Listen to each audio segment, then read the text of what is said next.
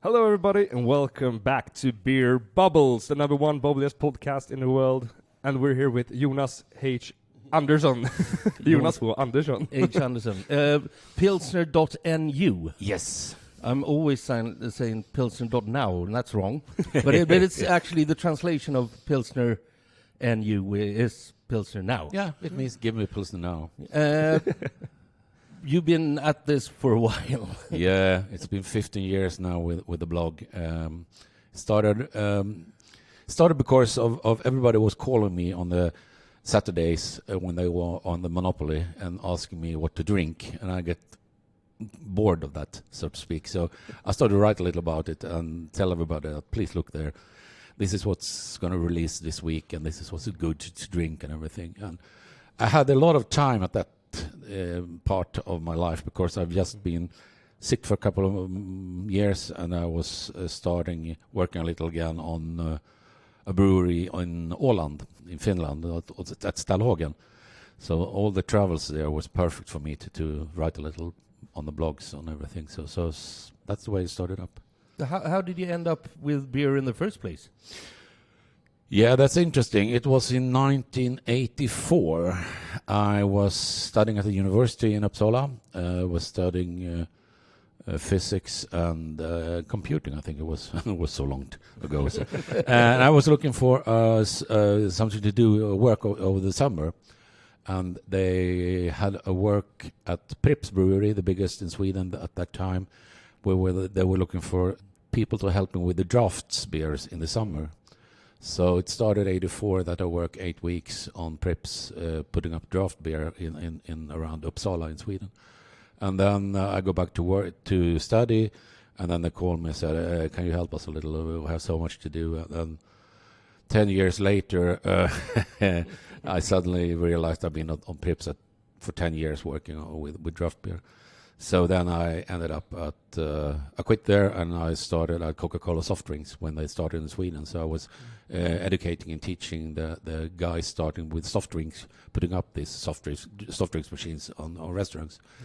So I did that for 2 years or 3 years. And then I started one of the first microbreweries in Sweden, Slottskärrans Bryggeri. It was a friend of mine who said, I got a friend that he wanted to start a microbrewery, and I think you are the perfect people to be in there.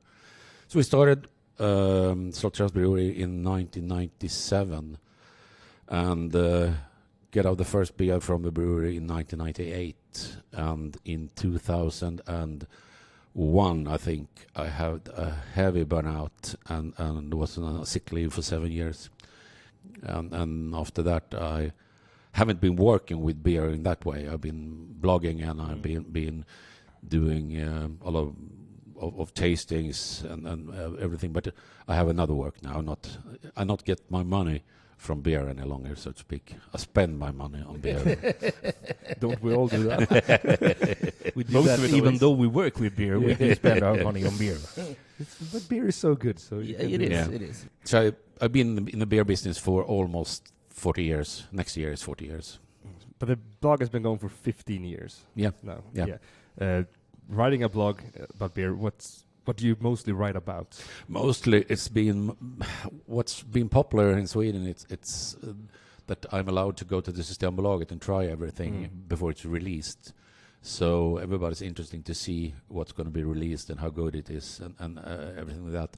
And then the travels when we are many now. So but when I'm going abroad on festivals and everything, that's been quite popular also. And now. We are many. I'm not alone any longer on the blog. So and the new guys, when they write, since I don't live in Stockholm, when they write about things happening in Stockholm, it's very popular. So we see that. I can also see that we've been more and more popular in Sweden. In Stockholm now than before. Okay. So it's don't know why, but it started as a local project for you in Uppsala, basically. Yeah. And the reason you are here today is because we're going to have a bit of a celebration thingy tonight. Yeah, we're going to have we have a celebration week this week. 15 years trying to get sober. No, 15 years with pilsner.nu. And one we're doing tastings. We did one in Uppsala in Monday. We're going to do here tonight, Akkurat, and it's very, very nice of you to let us have one here. It's going to be so fun, trying a lot of your beers from down here in the cellar. And then in the weekend now we're going to have a big celebration in Uppsala with a lunch and a lot of beers and some more beers and maybe a little more food. I just want to clarify for those listening abroad that when we're talking about Systembolaget, it is alcohol is monopolized in Sweden by the government. So the only liquor stores that are allowed to sell alcohol with 3.5% is actually the government-owned monopoly. So that is Systembolaget. That's the name of the shop. Yeah. Because I know there's some Kinda people who are not listening from Sweden. Yes. Kind of like the mafia. Jonas, you have your ear to the ground. You've been doing this for a long time. Is there going to be a new IPA? I mean, like a trend as strong as the IPA trend that hit us maybe 15 years ago in Sweden. Is it going to be repeated with something else, or was that it? Oh, it's hard to say, but I think it was it. I think the next trend is going to be back to the roots.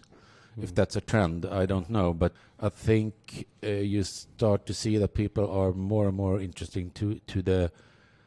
I can't say the genuine, but traditional beer, traditional German beer, British beer, but also like the traditional Belgian beer. Back to the roots a little. I see that on when I do tastings and what people talk about that IPA has been it's been so strange because the IPA in Sweden, a lot of the IPA in Sweden from the big breweries, they are really boring and it's not interesting IPA. So people today in Sweden, they say, "Oh, I just drink IPA," but today's IPA from the big breweries is like a ordinary lager, I think. So the IPA still gonna have a much, but it's gonna be a lot of it. But you have, I think it's getting more and more, not freak show, but you're gonna have deepas, extreme deepas, and tripas. So it's gonna be more and more and more in one side, and on the other side it's gonna be more traditional. I always been hoping for so many years that it's gonna be a trend on wheat beer, and it's gonna be a trend on some kind of dark lager or something, but. Dark lager is really strong now.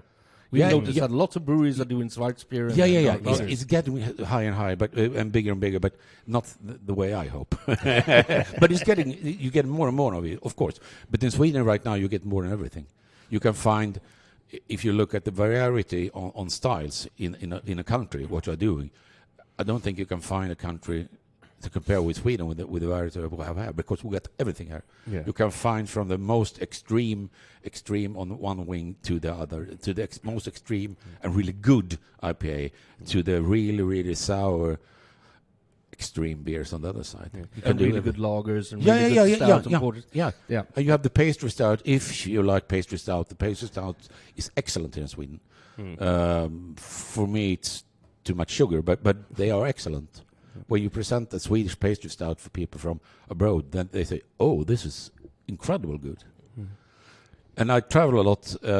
I'm judging also, so I've been judging a lot on competitions in Europe for the last 3-4 years. And we travel there. What people are interested in Sweden, they are interested in, of course, what's happening with the IPA and the breweries here. But otherwise, it's, you're really strong on this pastry stout. That's what I heard about Sweden.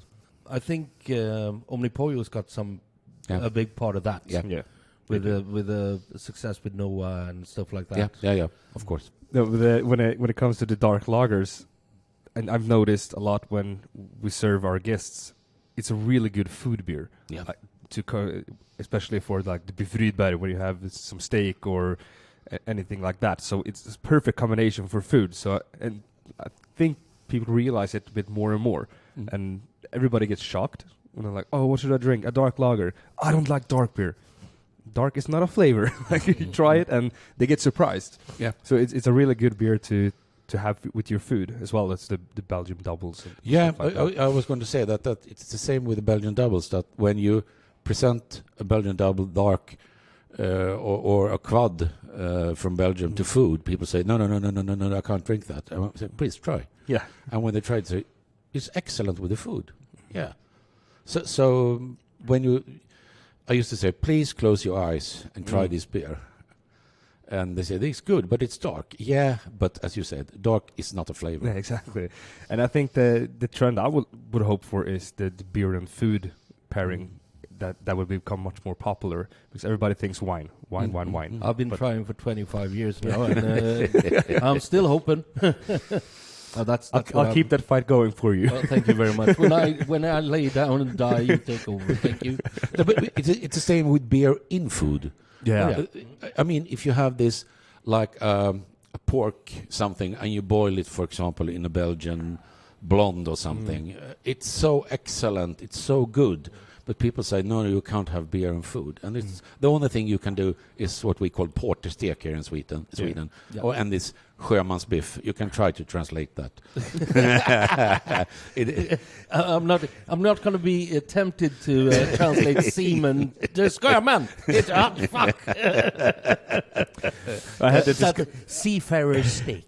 I had a discussion with a guest yesterday. He told me that he had a lot of beers in his cellar, and a lot of them were not drinkable anymore, enjoyable to drink. It's like, I'm just going to pour them out. I'm like, why? Cook with it. Or like, make bread. Or make bread. Yeah. And I was like, you can do like an onion sauce. When you do the boiled potatoes and fried pork. Like, do an onion sauce. Boil the onions for a long time in the beer, and you will get a flavor that is unlike anything else. I'm like, what? That's a really good idea.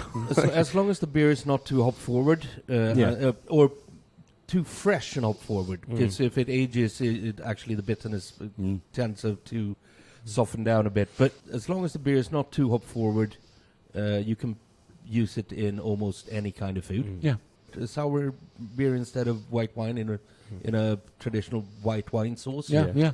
Beautiful. And try wheat beer to do, like, boil a white fish in a wheat beer. It's excellent. It's so good because you get this wheatiness, the breadness in the fish, and it's so good. I usually do a herbal cream sauce where I open a sour beer, and the last bit I have left with the sediment, I just pour into the sauce, and the acidity that it adds is amazing for a chicken or pork. Or I'm getting hungry here. Let's go on to something else. Sorry. You have made a big decision that from next week you're going to be taking it a bit more easy. Yeah. 15 years, it's a lot of time blogging. So after this weekend, it's going to be, well, of course, I'm going to be pilsner.nu always in Sweden, but not .now, .nu. .nu, sorry. All the time, but it's not going to be me to be the front person, so to speak. It's going to be Mauro and Matilda, a new girl. So it's going to take a little more easy. I'm going to sit on a bench, try every beer, and tell them that no, that's not good, and that's why. Matilda is Snickarjuice, right? Yeah, it's Snickarjuice on Instagram. Yeah. So they're going to run more of the blog, and we have some more surprises there also. So it's going to be a lot of people. So they have to be 4 or 5 people, to do your job. To do my job, yeah. Especially to drink the same amount of beer every week. So it's going to be, I'm going to step down. It's been a real nice time, and it's going to be a nice time also, because I'm never going to let go everything of it, but the young people are going to take over now. But you're going to be more editorial? Yeah, some kind of like that. Quality control? Yeah, some kind of quality Pulling control. the strings.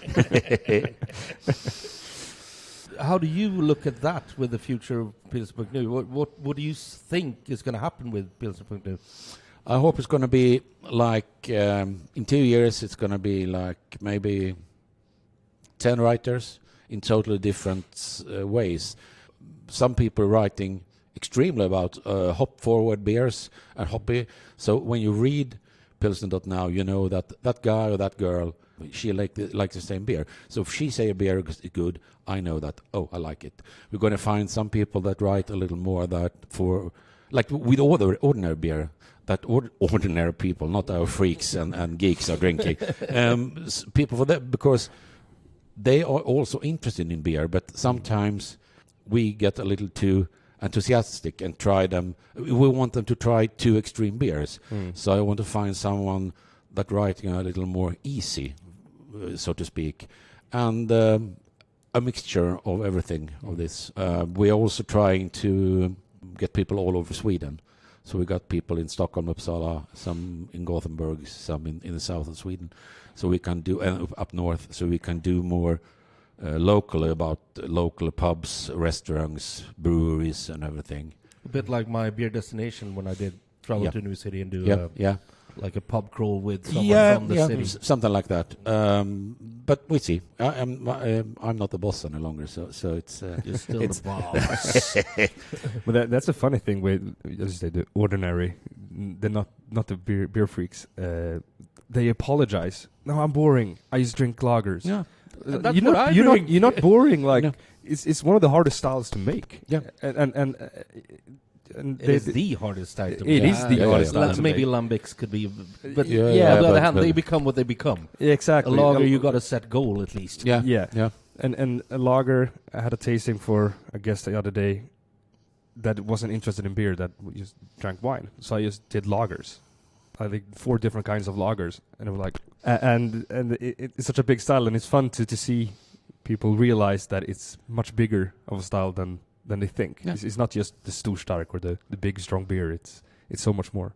I have always, when I start to work with people on ordinary work, it comes some new, and they've been told that I work a lot of beers, and they ask them what they're drinking, and they say, well, I really like this special version of Carlsberg Sort Gold, the black. And I say, oh yeah, have you tried this? No. Now, please, next time, buy 3 of your Carlsbergs, and you buy one of this one with Czech beer, and you buy one of these Swedish small microbrews, and then tell me after what you think about them. And they come back and say, shit, they're so nice. I'm never going to buy a Carlsberg again. and that's what you say about this just drinking lager beer, that there are people out there drinking lager beers from the big breweries, and they haven't understand that there are so much more flavors, so much more things that not are like an IPA. Exactly. It's easy to drink, but it's so much better. And that's a part I also, that's Yep. why I say I want to take that part on Pilsner also, because those people are so important. Yeah. Well, they're the ones who drink the most. Yeah. That's 95% of the people who drink beer are the ones who are not geeks. Yeah. Yeah. And to reach them, you have to be maybe not as extreme. No. I've often wondered what it would be like to start over from scratch again, because this trip we've had through the explosion of beer in Sweden and trying new beers. I'd love to start that all over again from the beginning. As a young person, it was kind of confusing because it was a lot to learn. Like, because when you guys started, you didn't have that much. No. When I started, there was so much, and even though the IPA explosion came around the time I started working or had just begun, I mean, learning everything and learning all the different styles, it took a while, and I'm still not there. But like it's. I think it was 12 breweries in Sweden when I started Slottskällan. In 1995, there was 9 breweries owned by 5 companies, Yeah. and they all made the same beer. Yeah. And on the monopoly Systembolaget, you were not allowed to sell beer over 5.7. 5.6. 5.6, yeah. And that's why Orval was pulled Yeah, back. I remember that.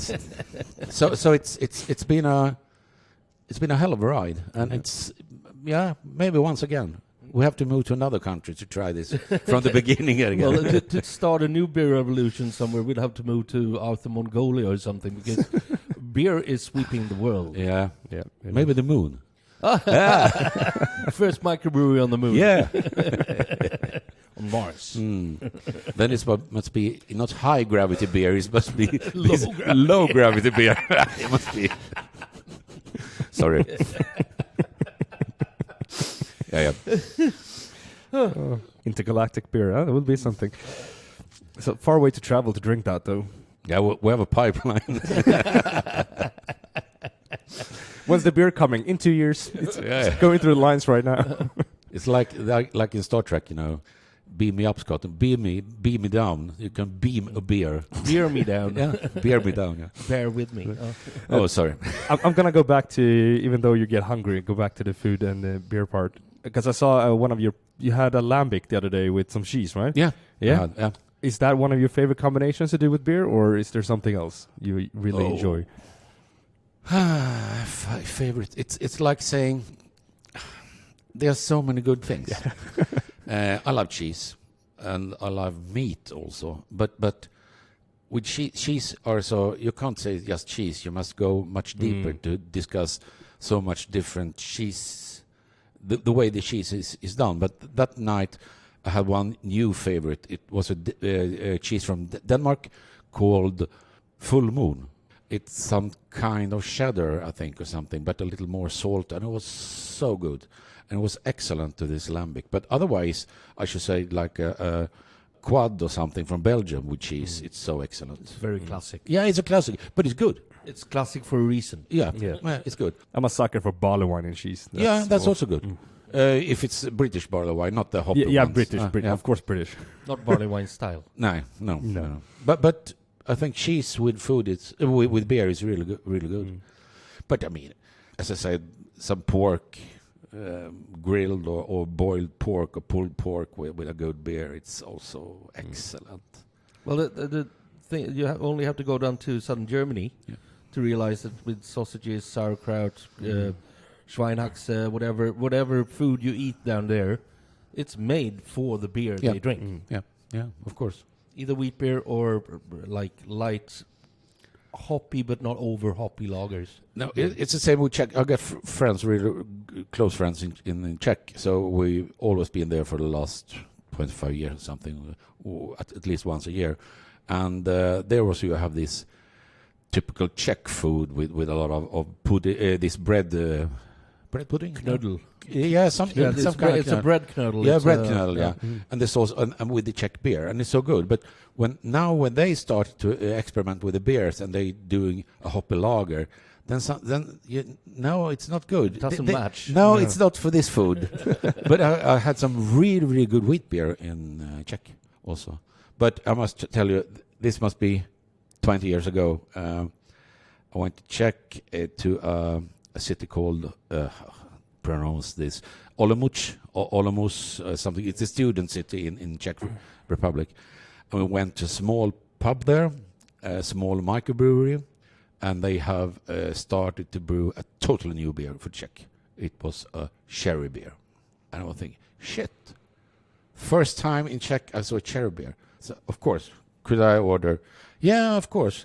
And they bring me a lager beer, an ordinary lager. I was looking at it, thinking, what the? And then they have 2 cherries in the beer. Let's say it's happened a little more. Nowadays, they are a little more experienced, a little better of making cherry beers. Cherry on top, literal. Yeah, and I remember my wife, she was laughing like hell when she saw me just staring at this. So, yeah. But it was my first cherry beer in Czech. We're going to round off. You have to open the bar. I do. And I have to set up for the tasting tonight. So I'm going to serve everybody that's coming to the tasting some beers. Yes. Yeah, And I'm going to ask you the final question that we always put to people in the podcast. And this is the meanest question to anyone who likes beer. You are going to die today. Okay. And you can have one more beer, any beer you want, but you can only have one. Which one would that be? I know what it's going to be. It's going to be a beer that I had once in the United States on a pub chain called Hopcat. It's a small brewery. They had 2 brew pubs and 9 or 10 pubs or something. It was in, I think, Kalamazoo. We were at the pub, and they had a beer called Unicorn on Acid. It was a little sour. I think it was sour kettle sour or something, wheat, but it was excellent. It's one of the best beer I ever had. And we went back the next day for another one. So I had it twice. But many years later, I was in Brussels on the Belgian beer weekend, and a guy come walking there with a Hopcat logo and said, "Oh, Hopcat. Oh, you know it?" He said, "Yeah, I've been at that pub. I had Unicorn on Acid." "Oh, did you enjoy it?" "Yeah, it's one of the best I ever had." "Oh, it's my restaurant." It's my pubs. It was really nice. We were talking for a while then, but then I said Unicorn on Acid, and I love the name also. That's a good name. Yeah. Well, guys, thank you very much. Thank you, Thank Jonas, you. for being in the podcast. Thank you. Pleasure having you. And we say, as always, guys, whatever you do, Drink better beer.